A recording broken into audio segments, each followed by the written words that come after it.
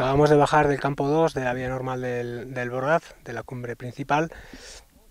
Hemos cumplido este segundo bloque de aclimatación, hemos pasado 2 noches a unos 6.400 metros y nuestra idea era ir al Chogolisa. Hemos tenido problemas con el permiso, así que bueno, acabaremos la aclimatación en la vía normal y por lo menos pasaremos una noche a 7.000 metros y con eso creemos que es suficiente para afrontar la travesía de los Broad.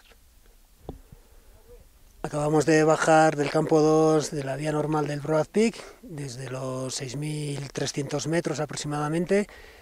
Hemos pasado allí 2 noches con buen tiempo y la verdad es que bueno, todo marcha sobre ruedas. Con esta salida que acabamos de realizar, pues damos por concluido el segundo bloque de aclimatación y bueno, ya no nos queda más que volver a subir una vez más para intentar dormir sobre los 7.000 metros y con eso ya dar por finalizada la aclimatación y ponernos ya a mirar al intento que queremos hacer de abrir la nueva ruta a la cumbre, bueno, a las 3 cumbres del Broad Peak.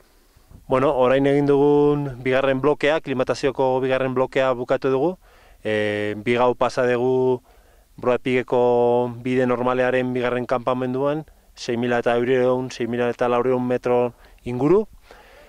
Bigarren egunean zertxo bai gehiago ere igo nahi izan genuen, baina bueno, oso izotz plaka itxusi bat aurkitu genuen eta bueno, jeitsi ginen, ez.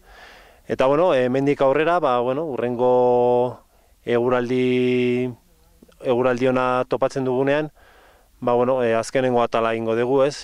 Gure asmoa da 3. kanpamendu horretara gutxienez gau bat pasatzea eta bueno, horrekin ja aklimatazioa bukatutzat emango dugu.